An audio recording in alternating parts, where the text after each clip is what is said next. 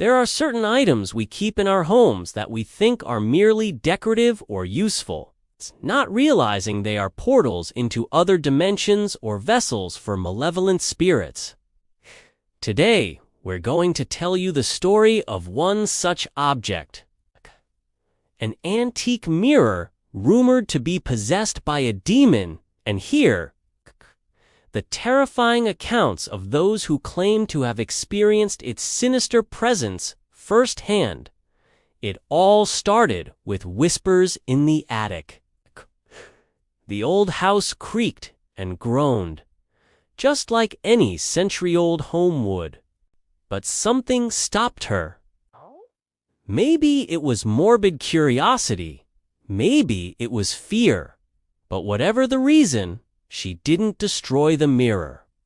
Instead, she took it down, ignoring the voice in her head telling her to put it back where she found it. Alice herself began to change. At first, it was subtle, just a feeling of unease, a growing darkness within her that whispered terrible things and tempted her towards terrible actions. Then the nightmares began. Every night she dreamed of the woman in the mirror, the contorted face reaching out to her, trying to pull her into the abyss. And with the dreams came the scratches, tiny red lines marring her arms and torso, always in the shape of grasping claws. Driven to the edge by the torment, she attacked the mirror with a hammer, smashing it to pieces and sending shards flying across the room. But believe me, it's just the beginning. But as she watched, horrified, the shards reformed, knitting themselves back together until the mirror was whole once more. And when Alice stepped through, she was pulled into a world of shadows and whispers. Alice, desperate to escape the hell she'd been living in, agreed. But as soon as she stepped into the mirror, she knew she'd made a mistake. The witch, weakened and defeated, fled, leaving Alice to the mercy of the sorcerer. He saw the darkness that had taken root in her, but also the flicker of humanity that still remained. So instead of destroying her, he offered her a chance at redemption. As she looked down at it, she knew that the battle had only just begun. The witch would be back, and next time she would not be so merciful.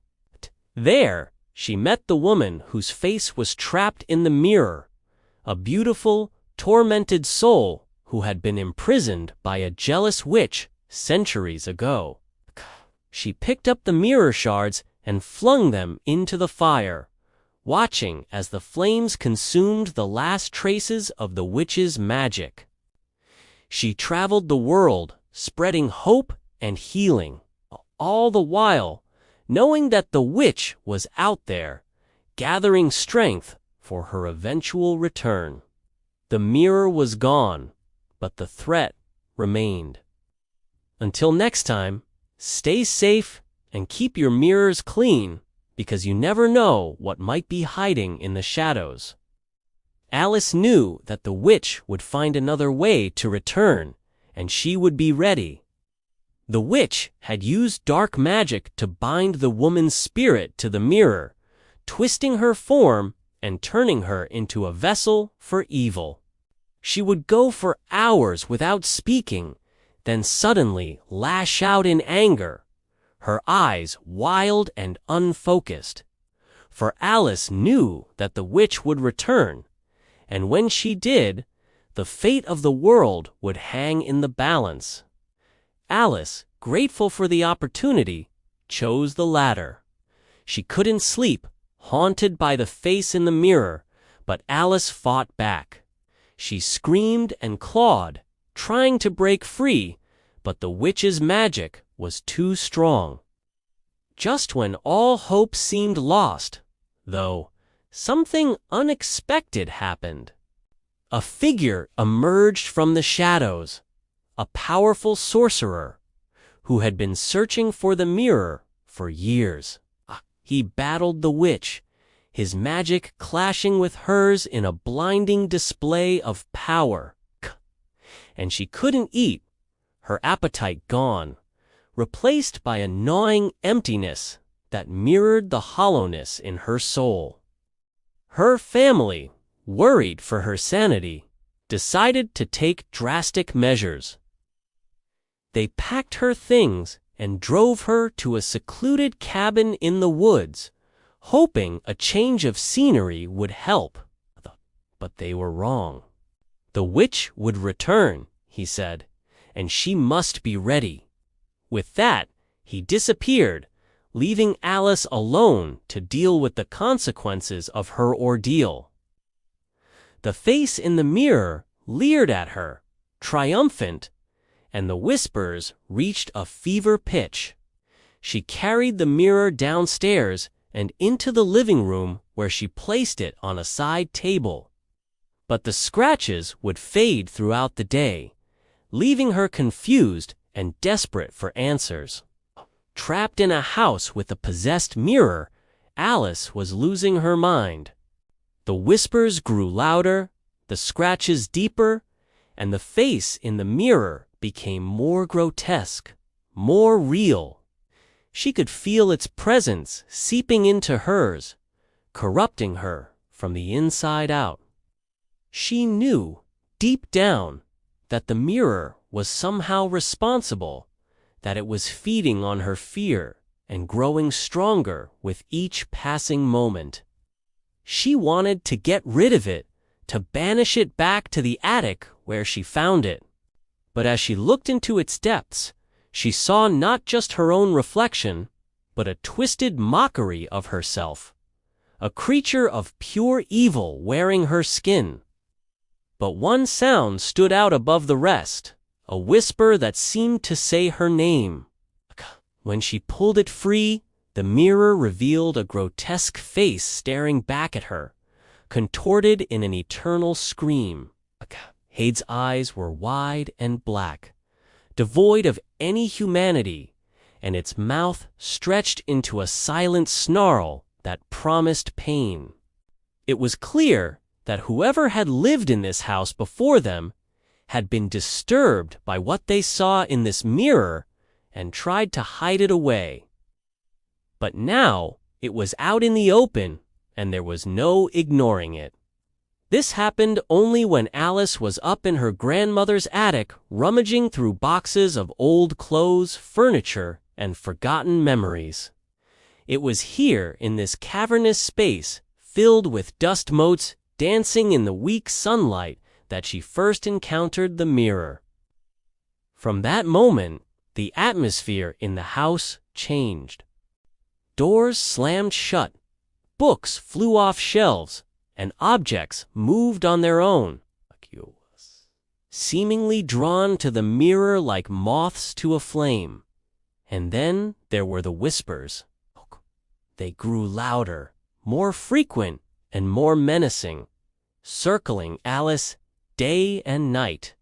Sometimes they sounded like screams, sometimes like voices, but always they spoke of pain and torment.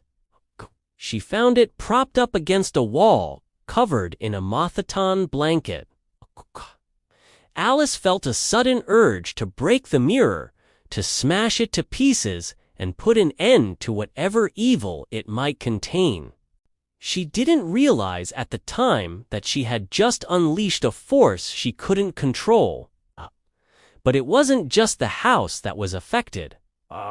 When Alice woke up, she would stare at her body, trying to make sense of what she saw. And in that moment, she knew that destroying the mirror would also destroy her, that she and the mirror were now one and the same. Then one day, she snapped. Now, you might be thinking that this is where the story ends, that Alice was defeated, that the mirror won.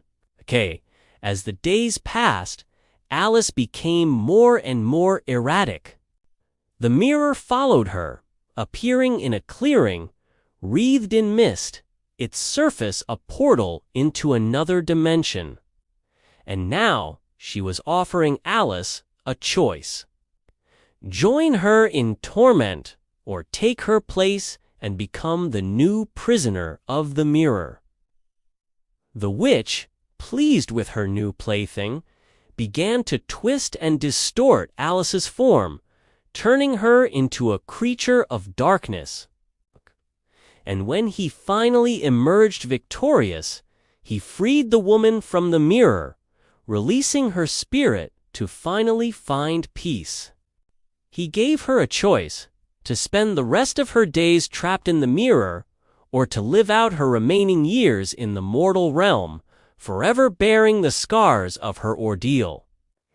As the sorcerer removed the last vestiges of the witch's magic, he warned Alice that the battle was over, but the war was far from finished.